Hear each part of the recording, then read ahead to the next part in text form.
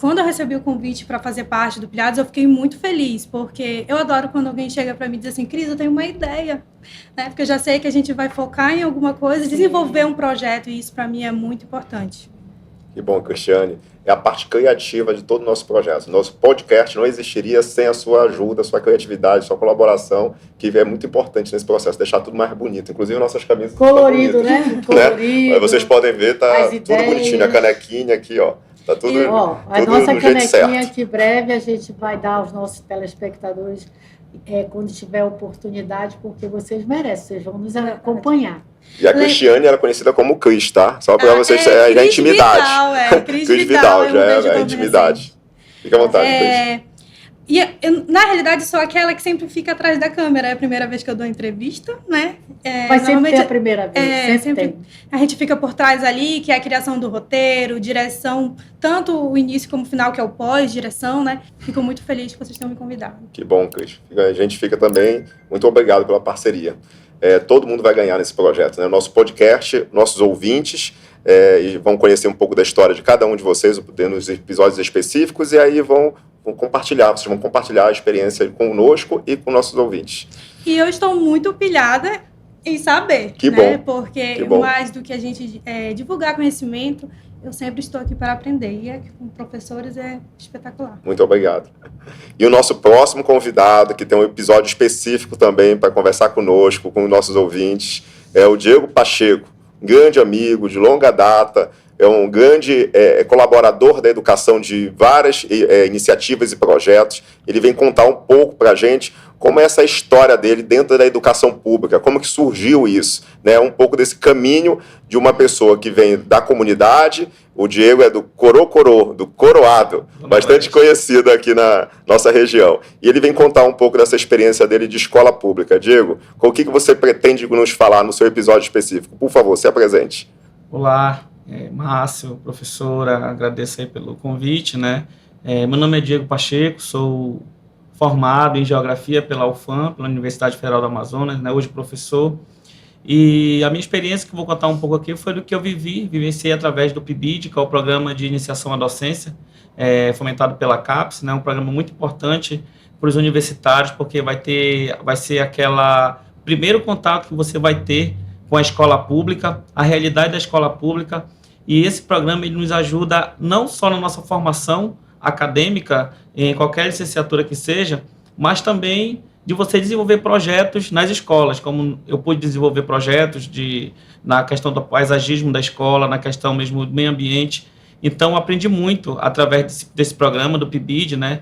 E essa experiência, ela ajuda muito, até mesmo na formação do professor, porque os dois vão estar aprendendo ali, tanto o aluno ali, o acadêmico, né, o estagiário, e o professor supervisor, que é aquele professor que já está na escola, que já vai usar também esses iniciantes, né, esses PIBIDianos, para desenvolver um projeto na comunidade escolar. O quanto isso é importante, né, Diego? A gente sair da graduação já com o sonho de lecionar e com a experiência já junto a um programa que já tem sua trajetória, já é bastante antigo esse programa, que é sendo desenvolvido no âmbito do Brasil.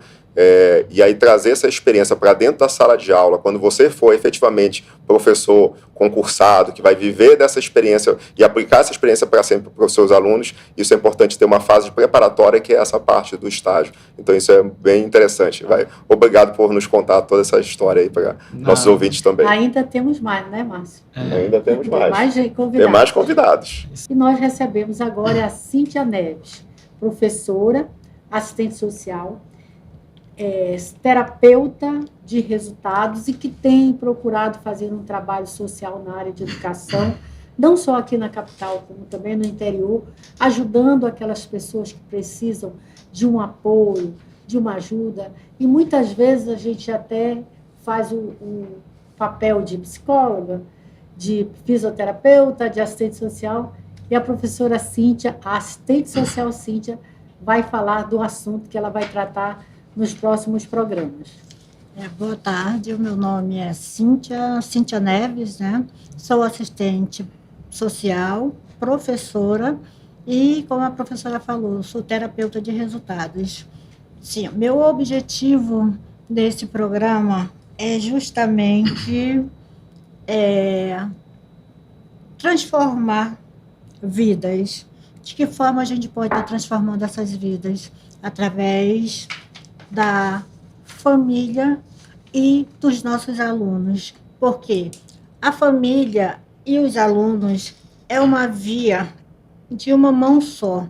Porque não existe uma educação sem uma família, não existe uma família sem essa educação, correto? Com um bom conhecimento, nós temos que ter essa interação entre a família, a escola e os nossos alunos. Esse trabalho, professora Cíntia, que a senhora traz de assistência social junto com a família é muito importante, né? A gente vai querer conhecer muito dessas estratégias, é uma situação sensível também, né? Que muitas das vezes essas famílias estão em vulnerabilidade social e a senhora faz esse acompanhamento. Então isso é muito interessante para que a gente possa também trazer no nosso podcast, nos Pilhados do Saber.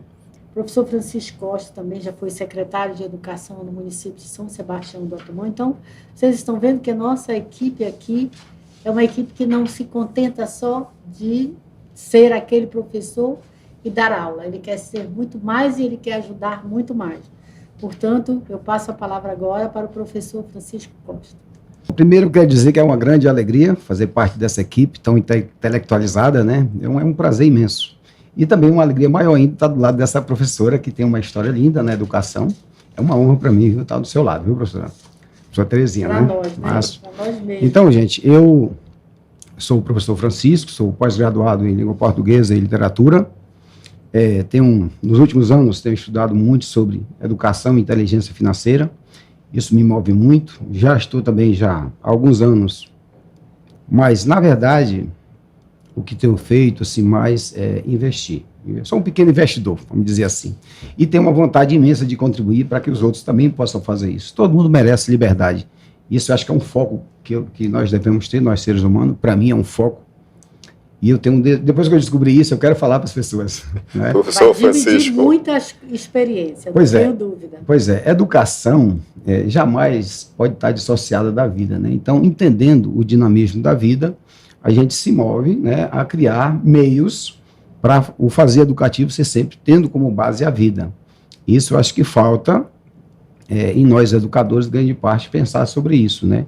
Eu acho que à medida que nós formos pensando nessa possibilidade, nós, consequentemente, também vamos estar melhorando a educação. Eu acho, professor, aqui o professor Francisco Chagas vai nos ajudar muito, porque ele vai trazer um tema que é exatamente o que a gente precisa no mundo de hoje. Aprender a gastar nosso dinheiro, né? E aí traz essa relação com a educação financeira, que são temas que são transversais hoje na educação formal, mas que cada vez mais precisa ter algum destaque. Então, professor, o seu tema vai ser muito importante para a gente. Muito importante. Eu lembro que alguns anos atrás chegou um auditor da Cefaz, me procurou e apresentou o projeto de educação financeira nas escolas públicas.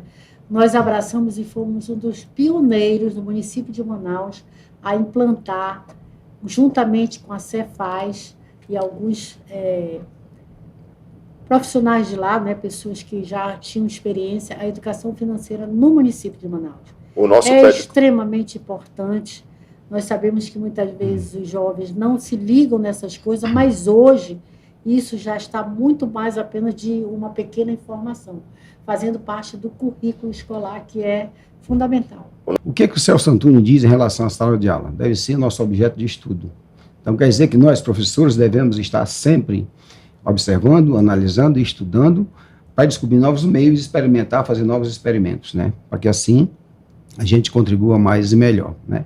Portanto, nenhuma, não é? Quando o homem chegou através de máquinas, longe, fora da Terra, foi para outros planetas, é a inteligência do homem, então, a inteligência humana que faz tudo isso acontecer. Então, o senhor tem muito a nos informar, muito a falar para os nossos telespectadores, vai ter aos nossos ouvintes. Episódio específico para isso. A gente vai conversar muito com o senhor ainda. Pois é, eu finalizo com a frase seguinte: por que pilhados? Porque tenho certeza que nós temos muito a contribuir com os nossos ouvintes, com os nossos telespectadores. Agora nós vamos ouvir o professor Carlos Cerejo. Muito bem. Em primeiro lugar, eu quero agradecer a oportunidade, né, de fazer parte dessa equipe.